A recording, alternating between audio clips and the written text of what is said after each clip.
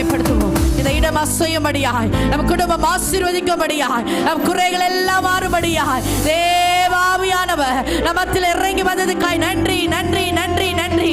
எல்லா குறைகளை கர்த்தர் மாற்றி இருக்கிறாரு, எல்லா பலவீனங்களை கர்த்தர் மாற்றி இருக்கிறாரு. உன் துக்கம் எல்லாம் சந்தோஷமாய் மாறினதுக்காய், உன் துயரங்கள் எல்லாம் நீங்கினதற்காக கரங்களை தட்டி கர்த்தரை மகிமைப்படுத்துவோம்.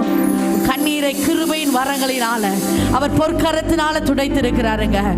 உங்களுடைய ஆசீர்வாதங்கள் குறையாதபடி நன்மையினால் நிரப்பி இருக்கிறாரு.